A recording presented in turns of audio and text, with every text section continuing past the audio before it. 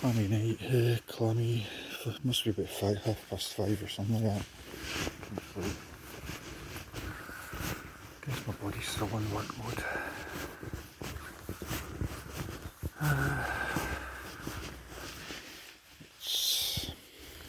I guess we're forecast heavy rain today, so because I couldn't sleep, I might get out again, might do a different route. Alternately, laziness might take over. Don't think it's not depression, it's, I don't know, I had a conversation with my daughter yesterday, and schools go back tomorrow. She's terrified. Now, personally, I think it's wrong. I think no child should, I mean, I was on the front line, obviously got on well, that's fine, I'm an adult. Okay, I was let down by the powers that be, who weren't acting appropriately. The powers that be aren't acting appropriately in relation to my kid. I completely disagree with this, but legally I've got to. If I don't, I get charged. The kids are acting like well, not even going to say guinea pigs, it's worse than that. But what can I do? What can any parent do? So I fired off an email last night, and I don't expect any response. But I don't think the kids are aware of the fears that they have. It's very adult fears that they've got. So I don't believe that any child should have to live with the fears that the adults have. It was horrendous for myself. The psychological effects that COVID has had have been horrendous. But if you go into public transport or into a lot of the shops, the kids are still, most of the people not wearing face masks are children, or not children, at least teenagers.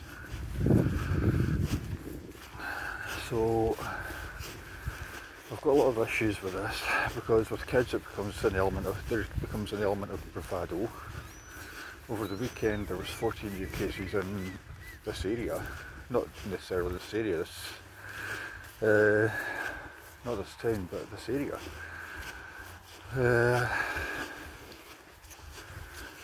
And yet they're saying, yeah, let's allow the kids back to school, which is great responsibility on the kids.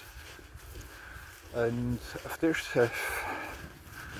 scared, and so the adults. The adults are absolutely terrified. I'm talking to a couple of parents, and I don't think any child should have that sort of responsibility.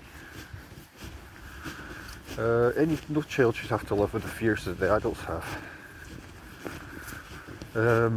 None of them should feel that element of responsibility and general fear. None of them should. It's been bad enough as it stands. I mean, they've had to endure lockdown, but it's even worse now that they're having to go back to school, and school is not daycare. I mean, I guess I've got it easier. Well, I've had it easier than most. I've talked a lot about depression, which has now been slowly replaced by the fear that I had back at the start. This is a mistake. I think most people I think a lot of parents I think this is a mistake. Here I am, 5:30, out walking. Simple walk, nothing big. We'll do heavy rain, just maybe storm and thunder later on. Also, tomorrow I might be running about, so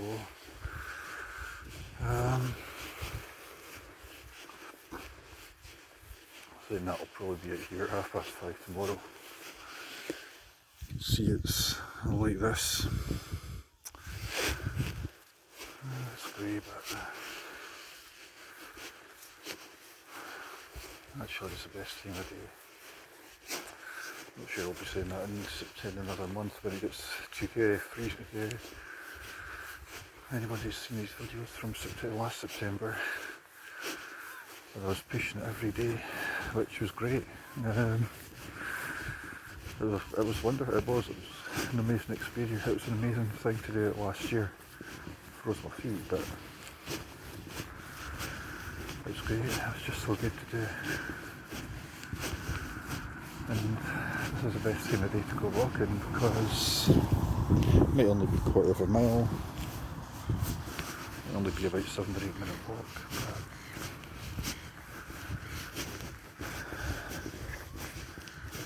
it's one time in the day that it's quiet. I just need to get my head together. Besides, I couldn't stay in bed anyway. The cat wouldn't allow me.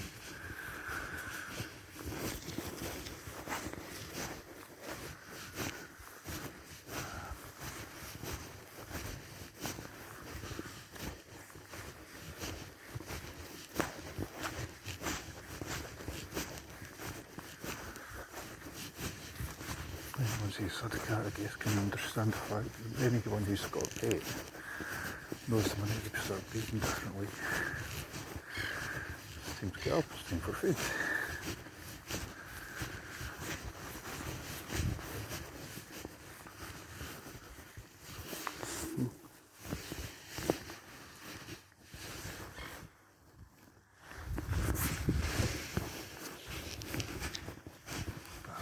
See how far I can go without bumping into anyone.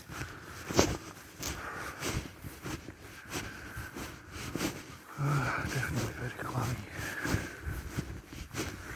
Although walking on cold wet tarmac is pleasant, especially around about here. Well, not cold wet tarmac, but just wet tarmac.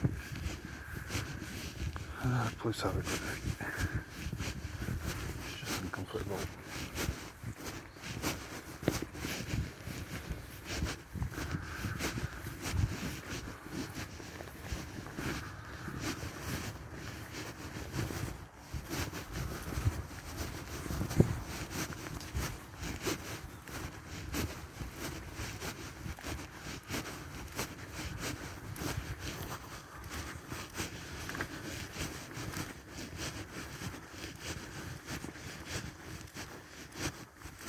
My feet definitely need thinking.